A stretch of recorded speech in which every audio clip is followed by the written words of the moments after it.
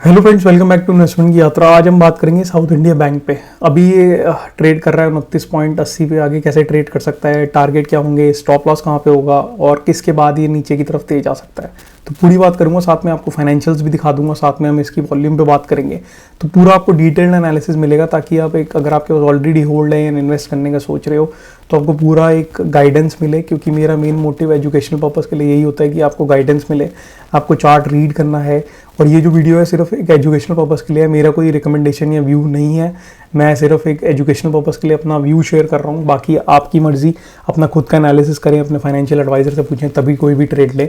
ये सिर्फ एक एजुकेशनल पर्पस के लिए आपको बताना है कि फाइनेंशियल्स में क्या चल रहा है और चार्ट पे हम साउथ बैंक को क्या रीड कर पा रहे हैं और कैसे रीड करना चाहिए। ठीक है, तो अगर आप स्विंग ट्रेडिंग करते हैं तो आपके लिए चैनल बहुत अच्छा है, क्योंकि आपको स्विंग ट्रेड से रिलेटेड सारी डिटेल्स मिलेगी। साथ में मेरा टेलीग्राम चैनल भी है, इन्वेस्टमेंट की यात्रा, वहाँ पे भी आप ज्वाइन कर सकते हो। वहाँ पे फॉलो करोगे तो आपको रेगुलर मार्केट्स की अपडेट मिलती रहेगी, आईपीओ से रिलेटेड, स्टॉक से रिलेटेड, स्विंग ट्रेड से रिलेटेड। ठीक है, हाँ, चैनल को सब्सक्राइब और बेल आइकन पे दबाएं ताकि आगे की सारी रेगुलर वीडियोस आपको मिलती रहे। तो चलिए फिर शुरू करते हैं साउथ बैंक का एनालिसिस। अभी इसने क्लोजिंग दी है 29.80 पे। वीकली के चार्ट पे इसका एनालिसिस करेंगे ताकि एक पोजीशनल होल्डर के लिए उसको एक गाइडेंस मिले, क्योंकि मार्केट बहुत ज़्यादा वॉलेटाइल है। तो आपको वहाँ पे बहुत ज़्यादा एक हेल्प मिलेगी अगर आप एक स्विंग ट्रेडर हैं तो। ठीक है, पोजिशनल ट्रेड लेना चाहते हैं तो यहाँ पे अगर आप देखेंगे तो ये लेवल जो मैंने मार्क करा है 24.50 के आसपास, ये जो लेवल है ये एक इसका फाइनल सपोर्ट लेवल है।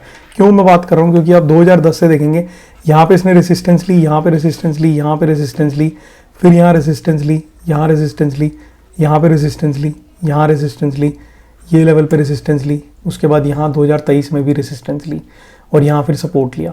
ठीक है, तो ये जो इसका लेवल है 24.50 का, सॉरी, ये लेवल इसका बहुत ही ज़्यादा एक इम्पॉर्टेंट लेवल है। तो ये आप अपना स्टॉप लॉस मार्क कर सकते हैं इस लेवल पे। ठीक है, ये आपका फाइनल होगा, क्योंकि इसके बाद अगर इसके नीचे की तरफ ट्रेड करता है तो इसका ट्रेंड जो है वो बदल जाएगा, ट्रेंड नीचे की तरफ हो जाएगा, ट्रेंड नीचे की तरफ हो जाएगा।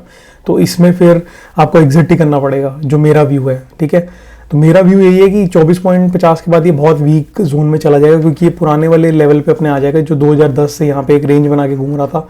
तो यहाँ पे देखेंगे आप तो पिछले 2018 से 2023 तक इसने इस रेंज के नीचे ही ट्रेड करा है। ठीक है, इसके बाद ऊपर गया, तो जब ये 5 साल की रेंज को ब्रेक करके ऊपर गया, इसको इसके नीचे नहीं आना चाहिए। अगर ये फिर भी आ रहा है तो इसका मतलब ये नीचे की तरफ ट्रेड करने आ रहा है। ठीक है, तो आपको ध्यान रखना है यहाँ के लेवल के हिसाब से।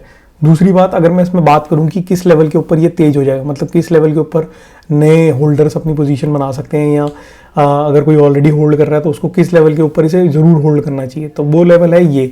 जब तक ये अपना 37.5 का लेवल, यानी कि अपने हाई से ऊपर की तरफ थोड़ा सा ब्रेक नहीं करेगा, तब तक इसमें ट्रेड आपको बिल्कुल नहीं करना। ठीक है, क्योंकि ये एक जोन में है जहाँ पे ये करेक्ट हो रहा है। यहाँ से इसने ब्रेकआउट दिया था, रीटेस्ट करने आ रहा है।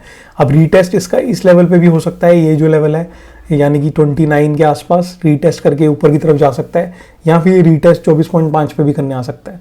मार्केट इतनी वॉलेटाइल है, ये नीचे की तरफ भी आ सकता है। ठीक है, तो आपको वहाँ पे थोड़ा कॉन्शियस रहना है कि यहाँ पे अगर अगले 1-1.5 महीने के अंदर ये 24.5 को रीटेस्ट करने आता है, तो अगर आप ऑलरेडी होल्ड कर रहे हैं तो उसके नीचे एसएल लगा के रखें। नहीं होल्ड कर रहे हैं तो अभी आप वेट करें, क्योंकि पेशेंटली, क्योंकि अभी एक रेंज के अंदर है, रेंज के अंदर यहाँ पे ऊपर नीचे वॉलेटिलिटी दिखाएगा, तो आपका एसएल जरूर कटेगा अगर आप शॉर्ट टर्म ट्रेड कर रहे हैं।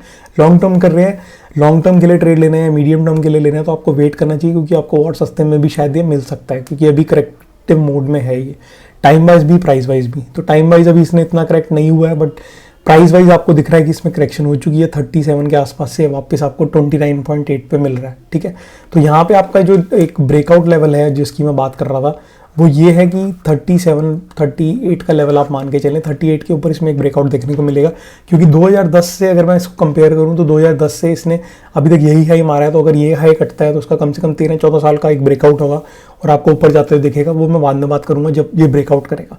अभी के हिसाब से ये एक रेंज में है, रेंज में ही ट्रेड कर रहा है। साथ में इसकी वॉल्यूम की बात करूँ तो 2010 से आपको यहाँ पे आप देखेंगे तो वॉल्यूम बिल्कुल नहीं दिख रही है आपको। यहाँ पे 2021 में थोड़ी वॉल्यूम दिखी थी, अब इसमें फिर वापस वॉल्यूम दिख रही है। 2022 में वॉल्यूम नहीं देखने को मिली, तो 2023 और 2024 में इसमें अच्छी खासी वॉल्यूम दिख रही है, बाइंग भी दिख रही है, अच्छी बड़ी वाली बाइंग। तो यहाँ पे आपने मूव भी देखा इसमें आया, बट अभी थोड़ा करेक्टिव फेस में रीटेस्ट करने आ रहा है। कोई भी स्टॉक इतने बड़े टाइम फ्रेम से निकलता है 10 साल के ब्रेकआउट से, तो वहाँ पे वो रीटेस्ट करने जरूर आता है।